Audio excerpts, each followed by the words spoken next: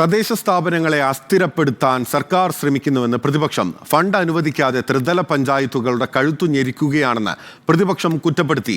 സാമ്പത്തിക പ്രതിസന്ധിക്ക് കാരണം കേന്ദ്ര സർക്കാരിന്റെ നിയന്ത്രണമാണെന്ന് മന്ത്രി MP രാജേഷ് വിശദീകരിച്ചു. സംസ്ഥാനത്ത് തദ്ദേശ സ്വയംഭരണ സ്ഥാപനങ്ങളുടെ പ്രവർത്തനം സ്തംഭനാവസ്ഥയിലേക്ക് പോകുന്ന സാഹചര്യം ചൂണ്ടിക്കാട്ടിയാണ് പ്രതിപക്ഷം ഇന്ന് അടിയന്തര പ്രമേയത്തിന് അവതരണാനുമതി തേടിയത്. ഓരോ വർഷം കഴിയുമ്പോഴും തദ്ദേശ സ്ഥാപനങ്ങളുടെ ഫണ്ടിൽ കുറവ് വരികയാണ്. ട്രഷറിയിൽ പണമിടപാട് നിർത്തിവെച്ച ശേഷമാണ് സർക്കാർ പണം അനുവദിക്കുന്നതെന്നും പ്രതിപക്ഷം ആരോപിച്ചു.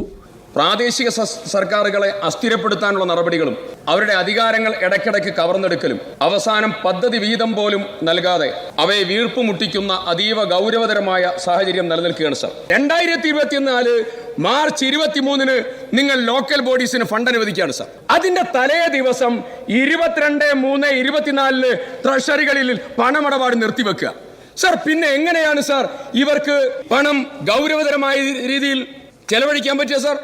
ഇക്കഴിഞ്ഞ 6-ാം തീയതി വികേന്ദ്രീകൃത ആസൂത്രണ കോർഡിനേഷൻ കമ്മിറ്റിയുടെ യോഗത്തിന്റെ മിനിറ്റ്സ് പ്രതിപക്ഷ നേതാവ് പുറത്തുവിട്ടു. കണക്ക് വെച്ചുള്ള കള്ളത്തരമാണ് സർക്കാർ പറയുന്നതെന്നും VD സതീശൻ.